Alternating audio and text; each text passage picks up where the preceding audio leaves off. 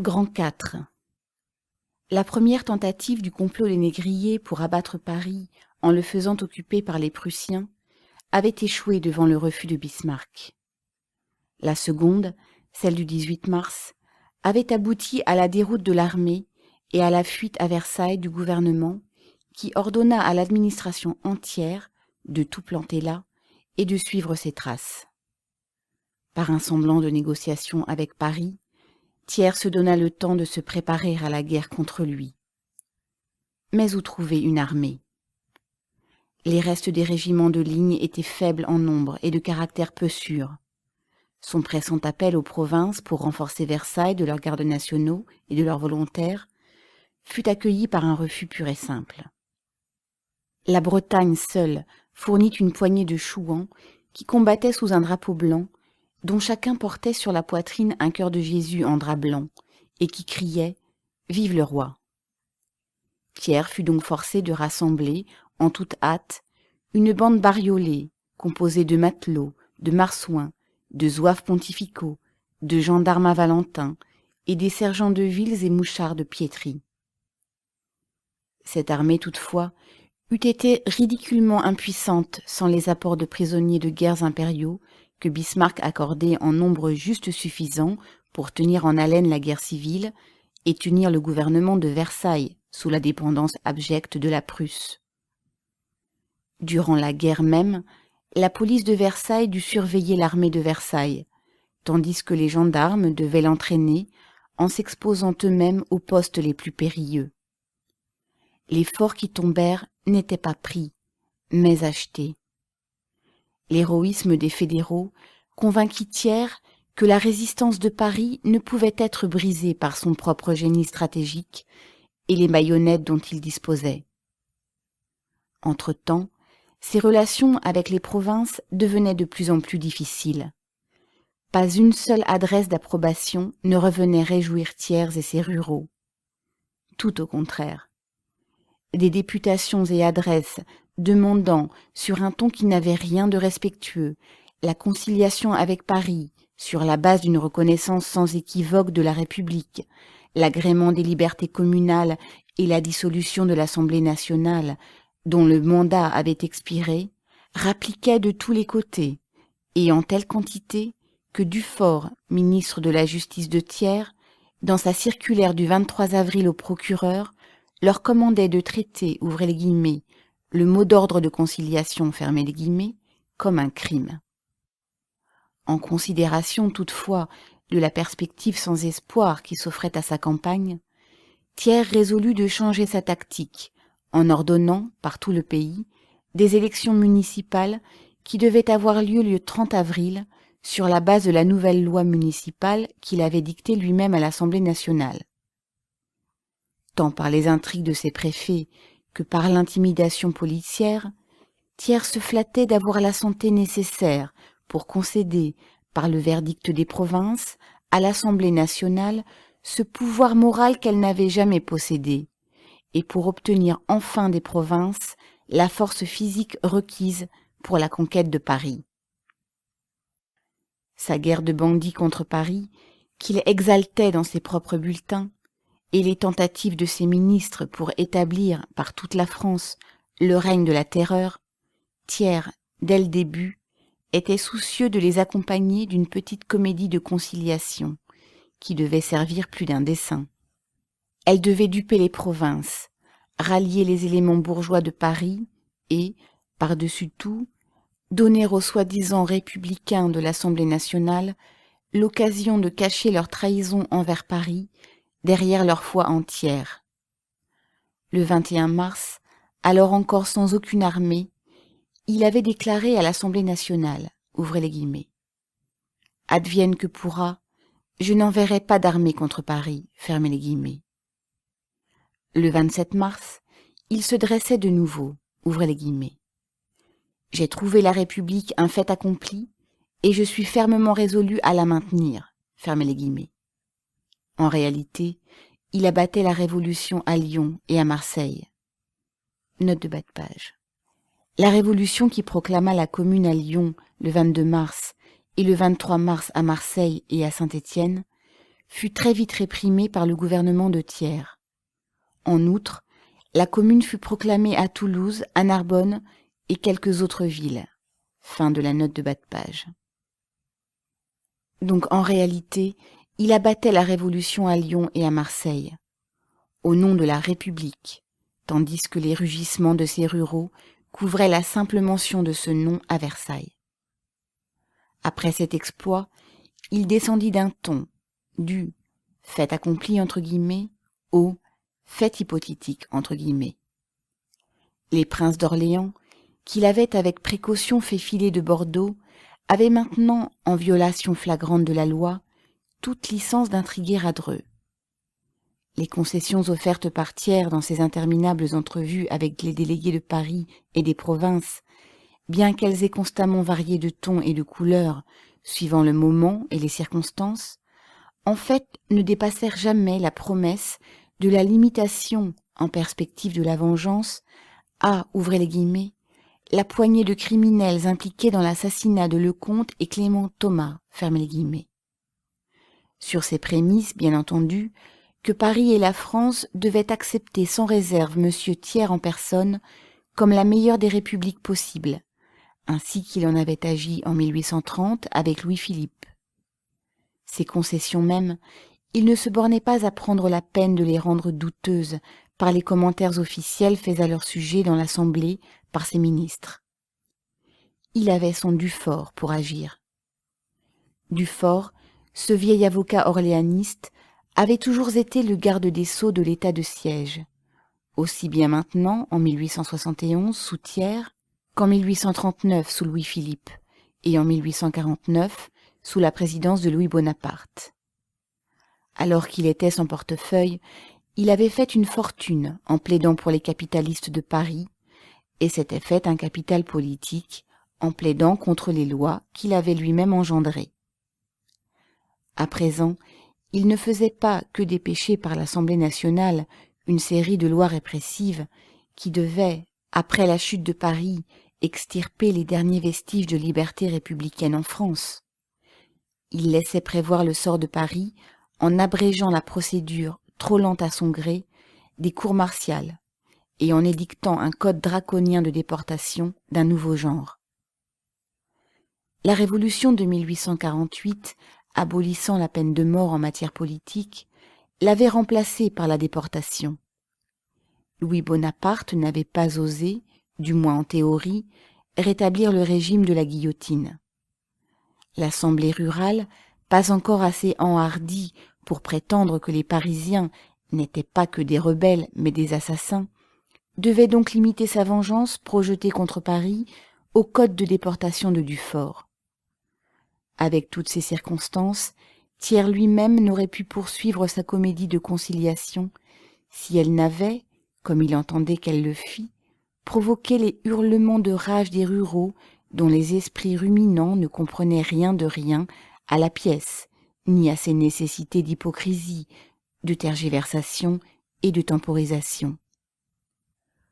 En vue des élections municipales imminentes du 30 avril, Thiers joua une de ces grandes scènes de conciliation le 27 avril.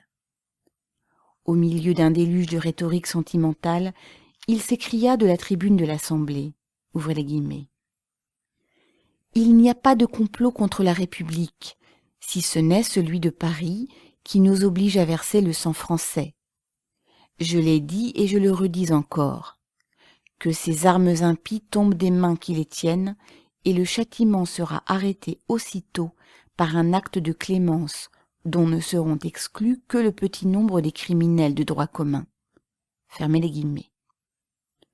À l'interruption violente des ruraux, il répliqua, ouvrez les guillemets. Messieurs, dites-le moi, je vous en supplie, ai-je tort? Regrettez-vous réellement que j'ai dit, ce qui est vrai, que les criminels ne sont qu'une poignée? N'est-il pas heureux, au milieu de nos malheurs, que les hommes capables de verser le sang de Clément Thomas et du général Lecomte ne soient que de rares exceptions? Fermez les guillemets. La France pourtant fit la sourde oreille à ce que Thiers croyait volontiers être un chant de sirène parlementaire. Des 700 000 conseillers municipaux élus par les 35 000 communes qui restaient encore à la France, les légitimistes, orléanistes et bonapartistes réunis n'en comptaient pas 8 000. Les élections complémentaires qui suivirent furent encore plus décidément hostiles. Aussi, au lieu d'obtenir des provinces la force physique dont elle avait tant besoin, l'Assemblée nationale perdit jusqu'à sa dernière prétention à la force morale, celle d'être l'expression du suffrage universel du pays. Pour achever la déconfiture, les conseils municipaux nouvellement élus de toutes les villes de France menacèrent ouvertement l'Assemblée usurpatrice de Versailles d'une contre-assemblée à Bordeaux. Alors, le moment longtemps attendu d'une action décisive arriva enfin pour Bismarck. Il somma Thiers péremptoirement d'envoyer à Francfort des plénipotentiaires pour le règlement définitif de la paix. Avec une humble obéissance à l'appel de son maître, Thiers se hâta de dépêcher son fidèle Jules Favre, renforcé de Pouillet-Quertier. Pouillet-Quertier, éminent entre guillemets filateur rouennais, partisan fervent et même servile du Second Empire, ne lui avait jamais trouvé d'autre défaut que son traité de commerce avec l'Angleterre. Note de bas de page. Au terme du traité de commerce conclu en 1860 entre Napoléon III et l'Angleterre, les taxes sur les marchandises anglaises étaient réduites. Fin de la note de bas de page. Donc Pouillet-Quertier, éminent entre guillemets filateur rouennais, partisan fervent et même servile du Second Empire, ne lui avait jamais trouvé d'autre défaut que son traité de commerce avec l'Angleterre, préjudiciable à ses propres intérêts de boutique.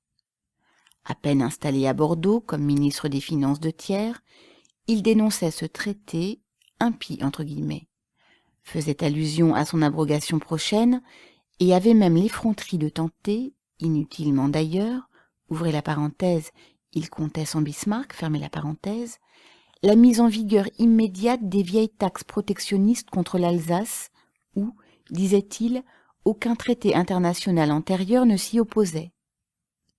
Cet homme, qui considérait la contre-révolution comme un moyen de faire tomber les salaires à Rouen et la reddition des provinces françaises comme un moyen de faire monter le prix de ses marchandises en France, n'était-il pas le prédestiné au choix de Thiers comme compère de Jules Favre dans sa dernière et culminante trahison? À l'arrivée à Francfort de ce couple exquis de plénipotentiaires, cette brute de Bismarck les accueillit sur le champ par cette alternative impérieuse. Ou la restauration de l'Empire, ou l'acceptation inconditionnelle des termes de ma paix à moi. Ces conditions comportaient un raccourcissement des intervalles auxquels devait être payée l'indemnité de guerre, et l'occupation continue des forts de Paris par les troupes prussiennes, jusqu'à ce que Bismarck se tînt pour satisfait de l'état des choses en France. La Prusse étant ainsi reconnue comme arbitre suprême dans la politique intérieure de la France. En retour de quoi, il offrait de relâcher, pour l'extermination de Paris, l'armée bonapartiste prisonnière et de prêter l'assistance directe des troupes de l'empereur Guillaume. Il donnait garantie de sa bonne foi par le fait qu'il rendait le paiement du premier versement de l'indemnité fonction de la « pacification » entre guillemets de Paris. Un tel appât, naturellement, c'est avec avidité que Thiers et ses plénipotentiaires l'avalèrent. Ils signèrent le traité de paix le 10 mai et le firent ratifier par l'Assemblée de Versailles le 18. Dans l'intervalle entre la conclusion de la paix et l'arrivée des prisonniers bonapartistes, Thiers se sentit d'autant plus tenu à reprendre sa comédie de conciliation que ces créatures républicaines avaient un besoin douloureux de trouver un prétexte pour fermer les yeux sur les préparatifs au carnage de Paris. Le 8 mai encore, il répondait à une députation de conciliateurs de la classe moyenne, ouvrez les guillemets. Quand les insurgés se seront décidés à capituler, les portes de Paris resteront ouvertes à tous pendant une semaine, sauf aux assassins des généraux Clément Thomas et Lecomte, fermez les guillemets. Quelques jours après, comme il était violemment interpellé par les ruraux au sujet de ses promesses, il refusa d'entrer dans des explications, non pourtant sans leur donner cet avis significatif. Ouvrez les guillemets. Je dis qu'il y a parmi vous des impatients, des hommes trop pressés. Il leur faut attendre encore 8 jours. Au bout de ces 8 jours, il n'y aura plus de danger. Et alors, la tâche sera à la hauteur de leur courage et de leur capacité. Fermez les guillemets. Dès que MacMahon fut en mesure de lui assurer qu'il pourrait, sous peu, entrer dans Paris, Thiers déclara à l'Assemblée, ouvrez les guillemets, qu'il entrerait à Paris la loi à la main et exigerait une expiation complète des scélérats qui avaient sacrifié la vie de nos soldats et détruit nos monuments publics, fermez les guillemets. Comme le moment de la décision approchait, il dit à l'Assemblée, ouvrez les guillemets, « Je serai impitoyable », fermez les guillemets, à Paris, qu'il était condamné, et à ces bandits bonapartistes qu'ils avaient permission d'État de tirer vengeance de Paris tous leurs sous. Enfin, quand la trahison eut ouvert les portes de Paris au général Douai le 21 mai, Thiers, le 22, révéla aux ruraux le but, entre guillemets, de sa comédie de conciliation qu'ils avaient persisté si obstinément à ne pas comprendre. Ouvrez les guillemets. Je vous ai dit, il y a quelques jours, que nous approchions de notre but. Aujourd'hui, je suis venu vous dire, nous avons atteint le but. L'ordre, la justice, la civilisation ont enfin remporté la victoire. Fermez les guillemets. C'est bien cela. La civilisation et la justice de l'ordre bourgeois se montrent dans leur lumière sinistre chaque fois que les esclaves et les souffre-douleurs de cet ordre se lèvent contre leurs maîtres. Alors, cette civilisation et cette justice apparaissent comme la sauvagerie sans masque et la vengeance sans loi. Chaque nouvelle crise dans la lutte de classe entre l'accapareur et le producteur met en lumière ce fait avec plus d'éclat. Les atrocités des bourgeois en 1848 elles-mêmes disparaissent devant l'indicible infamie de 1871. L'héroïque esprit de sacrifice avec lequel la population de Paris, hommes, femmes et enfants, combattit pendant 8 jours après l'entrée des Versaillais, reflète aussi bien la grandeur de leur cause que les exploits infernaux de la soldatesque reflètent l'esprit inné de cette civilisation de laquelle ils sont les vengeurs mercenaires. Glorieuse civilisation, certes, dont le grand problème est de savoir comment se débarrasser des monceaux de cadavres qu'elle a faits quand la bataille est passée. Pour trouver un parallèle à la conduite de Thiers et de ses limiers, il nous faut remonter au temps de Sylla et des triumvirats de Rome. Même carnage en gros de sang-froid, même insouciance dans le massacre de l'âge et du sexe, même système de torturer les prisonniers, même proscription, mais cette fois d'une classe entière, même chasse sauvage aux chefs cachés, de peur qu'un seul puisse échapper, même dénonciation d'ennemis politiques et privés, même détachement envers la boucherie de gens entièrement étrangers à la querelle.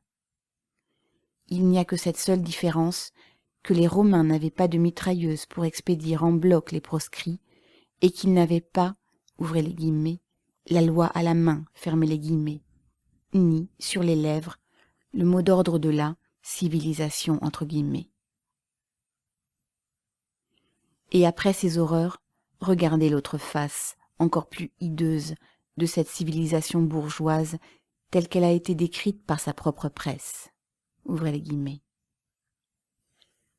Avec des coups de feu égarés, écrit le correspondant de Paris d'un journal Tory de Londres, qui retentissent encore au loin, quand de malheureux blessés, abandonnés, meurent parmi les pierres tombales du Père-Lachaise, quand 6000 insurgés, frappés de terreur, qui errent dans l'agonie du désespoir par les labyrinthes des catacombes, quand des malheureux sont précipités à travers les rues pour être abattus par vingtaines par la mitrailleuse, il est révoltant de voir les cafés remplis des dévots de l'absinthe, du billard et des dominos, la dissipation féminine qui circule à travers les boulevards et, troublant la nuit, le bruit de la bombance s'échappant des cabinets particuliers des restaurants à la mode.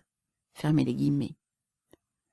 Monsieur Édouard Hervé écrit dans le Journal de Paris, journal versaillais supprimé par la Commune, ouvrez les guillemets. La manière dont la population de Paris, ouvrez le crochet, point d'exclamation, fermez le crochet, a manifesté hier sa satisfaction était plus que frivole, et nous craignons que cela n'empire avec le temps. Paris a maintenant un air de fête qui est tout à fait déplacé, et si nous ne voulons pas qu'on nous appelle les Parisiens de la décadence, il faut mettre un terme à cet ordre de choses. Fermez les guillemets. Puis il cite le passage de Tacite. Ouvrez les guillemets. Cependant, le lendemain de cette horrible lutte, avant même qu'elle ne fût tout à fait terminée, Rome avilie et corrompue recommença à se vautrer dans le bourbier de volupté où elle avait détruit son corps et souillé son âme. Alibi praelia et vulnera, alibi balnea popinaeque. Ouvrez les parenthèses. Ici des combats et des blessures, là-bas des bains et des cabarets. Fermez la parenthèse. Fermez les guillemets. Monsieur Hervé oublie seulement de dire que la, ouvrez les guillemets, population de Paris, fermez les guillemets dont il parle, n'est que la population du Paris de Monsieur Thiers, les francs-fileurs revenant en foule de Versailles, Saint-Denis, Rueil et Saint-Germain, le Paris de la décadence, entre guillemets. Dans tous ces sanglants triomphes sur les champions d'une nouvelle et meilleure société qui se sacrifiaient eux-mêmes, cette civilisation scélérate, fondée sur l'asservissement du travail, noie les gémissements de ses victimes sous un haro de calomnie que répercute un écho mondial. Le serein Paris ouvrier de la Commune est soudain changé en un podémonium par les limiers de l'ordre, entre guillemets. Et que prouve ce changement terrible à l'esprit bourgeois de tous les pays? Eh bien, que la Commune a conspiré contre la civilisation. Le peuple de Paris meurt avec enthousiasme pour la Commune, en nombre sans égal à celui des morts d'aucune bataille. Qu'est-ce que cela prouve? Eh bien, que la Commune n'était pas le gouvernement propre du peuple, mais une usurpation d'une poignée de criminels. Les femmes de Paris, joyeusement, donnent leur vie sur les barricades et sur le lieu de l'exécution. Qu'est-ce que cela prouve? Eh bien, que le démon de la Commune les a changées en mégères et en hécates. La modération de la Commune pendant 2 mois d'une domination incontestée n'a d'égal que l'héroïsme de sa défense. Qu'est-ce que cela prouve? Eh bien, que pendant des mois, la Commune a caché soigneusement sous un masque de modération et d'humanité la soif de sang de ses instincts de furie qui ne devaient être débridés qu'à l'heure de son agonie. Le Paris ouvrier, en accomplissant sur lui-même son héroïque holocauste, enveloppa dans ses flammes des monuments publics et des édifices particuliers. Alors qu'ils mettent en pièces le corps vivant du prolétariat, ces maîtres ne doivent plus compter rentrer triomphalement dans l'architecture intacte de leur demeure. Le gouvernement de Versailles crie « incendiaire » et souffle cette consigne à tous ses agents jusqu'au plus reculé des hameaux: donner partout la chasse à ses ennemis sous la suspicion d'être des professionnels de l'incendie. La bourgeoisie du monde entier, qui regarde complaisamment le massacre en grand après la bataille, est convulsée d'horreur par la profanation de la brique et du mortier. Quand les gouvernements donnent permission d'État à leurs marines de, ouvrez les guillemets, tuer, brûler et détruire, fermez les guillemets, est-ce là une licence d'incendie? Quand les troupes britanniques délibérément mettaient le feu au Capitole de Washington et au palais d'été de l'empereur de Chine, était-ce l'acte d'incendiaire? Quand les Prussiens, non pour des raisons militaires, mais par simple goût de vengeance, consumaient au moyen du pétrole des villes comme Châteaudun et d'innombrables villages, était-ce l'acte d'incendiaire? Quand Thiers, 6 semaines durant, bombardait Paris sous le prétexte qu'il voulait mettre le feu aux maisons seules qui étaient habitées, était-ce l'acte d'incendiaire? En guerre, le feu est une arme aussi légitime qu'une autre. Des bâtiments occupés par l'ennemi sont bombardés pour être incendiés. Si leurs défenseurs doivent battre en retraite, ils allument eux-mêmes les flammes pour empêcher les assaillants de se servir des bâtiments. Être consumé a toujours été le sort inévitable de tous les bâtiments situés sur le front de combat de toutes les armées régulières du monde. Mais dans la guerre des asservis contre les asservisseurs, la seule guerre justifiable dans l'histoire, Ce n'est plus vrai du tout. La commune a employé le feu strictement comme moyen de défense. Elle l'a employé pour interdire aux troupes de Versailles ces longues avenues toutes droites qu'Haussmann avait expressément tracées pour le feu de l'artillerie. Elle l'a employé pour couvrir sa retraite, de la façon même dont les Versaillais, dans leur avance, employaient leurs obus qui détruisaient au moins autant de bâtiments que le feu de la commune. Quels bâtiments ont été mis en feu par la défense et quels bâtiments par l'attaque, cela se discute encore aujourd'hui. Et la défense ne recourut au feu que lorsque les troupes versaillaises eurent déjà commencé le meurtre en grand des prisonniers. D'autre part, la commune avait longtemps auparavant notifié pleinement en public que si elle était poussée aux extrémités, elle s'ensevelirait elle-même sous les ruines de Paris, et ferait de Paris un second Moscou, comme le gouvernement de la Défense, mais lui, rien que pour déguiser sa trahison, avait promis de le faire. À cet effet, Trochu leur avait trouvé du pétrole. La commune savait que ses adversaires n'avaient aucun souci de la vie du peuple de Paris, mais qu'ils avaient grandement souci de leurs immeubles. Et Thiers, d'autre part, leur avait notifié qu'il serait implacable dans sa vengeance. À peine posséda-t-il son armée sur pied d'un côté et les Prussiens qui fermaient le piège de l'autre, qu'il proclama, ouvrez les guillemets, « Je serai impitoyable, l'expiation sera complète et la justice inflexible », fermez les guillemets. Si les actes des ouvriers de Paris étaient du vandalisme, c'était le vandalisme de la défense au désespoir, non pas le vandalisme du triomphe, comme celui que les chrétiens perpétrèrent sur les trésors réellement sans prix de l'Antiquité païenne. Et même ce vandalisme a été justifié par l'histoire comme l'accompagnement inévitable et relativement insignifiant du combat titanesque entre une nouvelle société montante et une ancienne qui s'écroule. C'était encore moins le vandalisme d'Haussmann rasant le Paris historique pour faire place au Paris du touriste. Mais l'exécution par la Commune des 64 otages, archevêques de Paris en tête. La bourgeoisie et son armée, en juin 1848, avaient rétabli une coutume qui avait longtemps disparu de la pratique de la guerre, l'exécution des prisonniers des armées.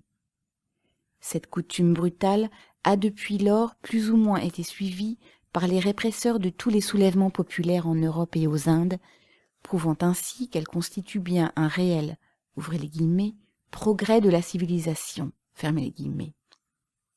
D'autre part, les Prussiens, en France, avaient rétabli l'usage de prendre des otages, gens innocents qui avaient à répondre, au prix de leur vie, des actes des autres. Quand Thiers, comme nous l'avons vu dès le début même du conflit, établit la pratique humaine d'abattre les communards prisonniers, la Commune, pour protéger leur vie, fut dans l'obligation de recourir à la pratique des Prussiens de se procurer des otages. Les vies des otages avaient été plus d'une fois condamnées par les exécutions continuelles des prisonniers du côté des Versaillais. Comment auraient-elles pu être épargnées plus longtemps après le carnage par lequel les prétoriens de MacMahon avaient célébré leur entrée dans Paris? La dernière garantie contre la férocité sans scrupule des gouvernements bourgeois, les otages, devait-elle elle-même tourner à la frime? Le véritable meurtrier de l'archevêque d'Arbois, c'est Thiers. La Commune, à plusieurs reprises, avait offert d'échanger l'archevêque et tout un tas de prêtres par-dessus le marché contre le seul Blanqui, alors aux mains de Thiers. Thiers, obstinément, refusait.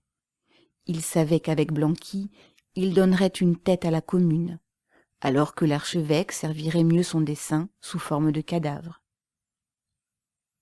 Thiers agissait selon le précédent Cavaignac.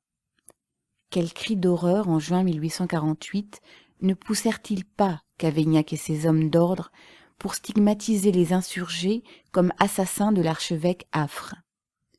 Ils savaient parfaitement bien que l'archevêque avait été abattu par les soldats de l'ordre. Monsieur Jacquemet, vicaire général de l'archevêque, présent sur les lieux, tout de suite après, leur en avait fourni le témoignage. tout ce cœur de calomnie que le parti de l'ordre ne manque jamais, dans ses orgies de sang, de soulever contre ses victimes, ne fait que prouver que le bourgeois de nos jours se considère comme le successeur du baron de jadis, qui trouvait toute arme légitime dans sa propre main contre le plébéien, alors qu'aux mains du plébéien, une arme quelconque constituait en soi-même un crime. La conspiration de la classe dirigeante pour abattre la Révolution par une guerre civile poursuivie alors sous le patronage de l'envahisseur étranger, conspiration que nous avons suivie du 4 septembre même jusqu'à l'entrée des prétoriens de MacMahon par la porte de Saint-Cloud, atteignit son sommet avec le carnage de Paris. Bismarck dévore des yeux les ruines de Paris, où il voit peut-être le premier acompte de cette destruction générale des grandes villes pour laquelle il faisait des prières alors qu'il était encore un simple rural dans la chambre introuvable prussienne de 1849. Il dévore des yeux les cadavres du prolétariat de Paris. Pour lui, ce n'est pas seulement l'extermination de la Révolution, mais l'extinction de la France, maintenant décapitée en réalité, et par le gouvernement français lui-même. Avec la légèreté caractéristique de tous les hommes d'État heureux, il ne voit que la surface de ce formidable événement historique. Quand donc auparavant l'histoire a-t-elle montré le spectacle d'un vainqueur qui couronne sa victoire en se faisant non seulement le gendarme, mais le bravo loué du gouvernement vaincu? Il n'y avait pas de guerre entre la Prusse et la Commune de Paris. Au contraire, la Commune avait accepté les préliminaires de paix et la Prusse avait annoncé sa neutralité. La Prusse, donc, n'était pas un belligérant. Elle joua le rôle de bravo, d'un bravo lâche, puisqu'elle ne courait aucun danger, d'un bravo loué, puisqu'elle avait d'avance stipulé que le prix du sang, ces 500 millions, lui serait payé à la chute de Paris. Et ainsi, enfin, apparaissait le véritable caractère de cette guerre ordonnée par la Providence en châtiment de la France, athée et débauchée par la pieuse et morale Allemagne. Et cette violation sans parallèle de la loi des nations, même telle que l'entendaient les anciens légistes du monde, au lieu d'amener les gouvernements civilisés entre guillemets d'Europe à déclarer hors la loi entre les nations le gouvernement prussien félon, simple instrument du cabinet de Saint-Pétersbourg, les incite seulement à considérer si les quelques victimes qui échappent au double cordon formé autour de Paris sont ou non à livrer au bourreau de Versailles. Qu'après la plus terrible guerre des temps modernes, le vaincu et le vainqueur aillent fraterniser pour le massacre en commun du prolétariat, cet événement sans pareil indique bien, non comme Bismarck le pense, l'écrasement définitif d'une nouvelle société montante, mais l'écroulement en poussière de la société bourgeoise. Le plus haut effort d'héroïsme dont la vieille société est encore capable est une guerre nationale. Et c'est maintenant prouvé qu'elle est une pure mystification gouvernementale conçue pour retarder la lutte des classes et pour être jetée de côté aussitôt que cette lutte de classe éclate en guerre civile. La domination de classe ne peut plus se déguiser avec un uniforme national. Les gouvernements nationaux ne font qu'un contre le prolétariat. Après la Pentecôte de 1871, il ne peut y avoir ni paix ni trêve acceptable entre les ouvriers de France et les accapareurs de leur production. La main de fer d'une soldatesque mercenaire pourra tenir un moment les deux classes liées sous une commune oppression. Mais la bataille devra éclater à plusieurs reprises dans des proportions toujours croissantes et il ne peut y avoir de doute sur le point de savoir qui sera finalement vainqueur, le petit nombre accapareur ou l'immense majorité travailleuse. Et la classe ouvrière française n'est que l'avant-garde du prolétariat moderne. Tandis que les gouvernements européens témoignent ainsi devant Paris du caractère international de la domination de classe, ils injurient l'Association internationale des travailleurs, la contre-organisation internationale du travail opposés à la conspiration cosmopolite du capital, selon eux, source maîtresse de tous ces désordres. Thiers la dénonçait comme le despote du travail, prétendant en être le libérateur. Picard donnait l'ordre de couper toutes les communications entre les internationaux français et ceux de l'étranger.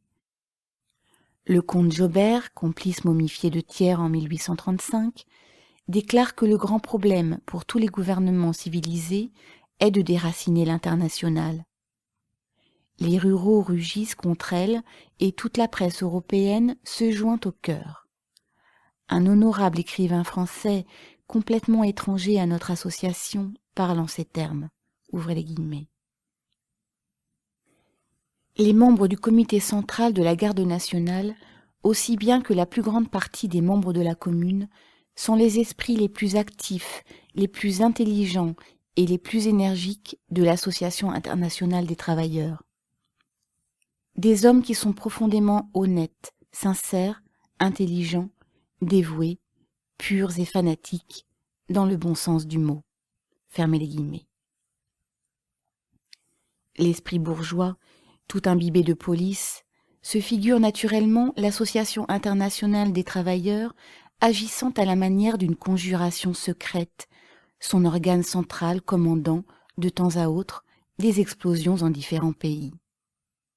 Notre association n'est en fait rien d'autre que le lien international entre les ouvriers les plus avancés dans les divers pays du monde civilisé. En quelques lieux, sous quelques formes et dans quelques conditions que la lutte de classe prenne quelque consistance, il n'est que bien naturel que les membres de notre association se placent au premier plan. Le sol dont elle s'élève est la société moderne même. Elle ne peut en être extirpée par aucune débauche de carnage. Pour l'extirper, les gouvernements auraient à extirper le despotisme du capital sur le travail, condition de leur propre existence parasitaire. Le Paris ouvrier, avec sa commune, sera célébré à jamais comme le glorieux fourrier d'une société nouvelle. Ces martyrs sont enclos dans le grand cœur de la classe ouvrière. Ces exterminateurs, l'histoire les a déjà cloués à un pilori éternel duquel toutes les prières de leurs prêtres n'arriveront pas à les racheter. Londres, le 30 mai 1871. Le Conseil général, R. Applegorth, Ant Arnaud, M. J. Boone, F. R. Bradnick, J. G. Buttery, F. Cournet, E. de la Haye, Eugène Dupont, W. Hales, Hurleyman, Jules Johannard, Harriet Lowe, F. R. Lessner, Lochner, Charles Longuet, Marguerite, Constant Martin, Henry Maillot, George Milner, Charles Murray, Pfänder, J. Rodvanowski, John Roach, Rulle, G. Ranvier, Vitale Régis, Sadler, Cowell Stepney, Alf Taylor, W. Townshend, Edward Vaillant, John Weston, F. J. Yarrow. Secrétaire correspondant, Karl Marx, Allemagne et Russie, Léo Frankel, Autriche et Hongrie, A. Hermann, Belgique, Th. Mothershead, Danemark, J. Ecarius, États-Unis, Le Moussu, section française des États-Unis, Auguste Serraillier, France, Charles Rochat, Hollande, J.P. McDonnell, Irlande, Fred Engels, Italie et Espagne, Valéry Wroblewski, Pologne, Hermann Jung, Suisse. Hermann Jung, président de la séance. John Hales, secrétaire général. Londres, le 30 mai 1871, Rathbone Place, 10. Note à la première édition française, ouvrez la parenthèse, Bruxelles, 1872, fermez la parenthèse. Nous n'avons pas besoin de dire que les membres et fonctionnaires de la commune dont les noms figurent au bas du manifeste et qui font aujourd'hui partie du Conseil général n'ont connu le texte de cette publication qu'à leur arrivée à Londres. S'ils y mettent aujourd'hui leur signature, c'est pour qu'on ne puisse douter qu'ils en revendiquent hautement les principes. Fin de la note.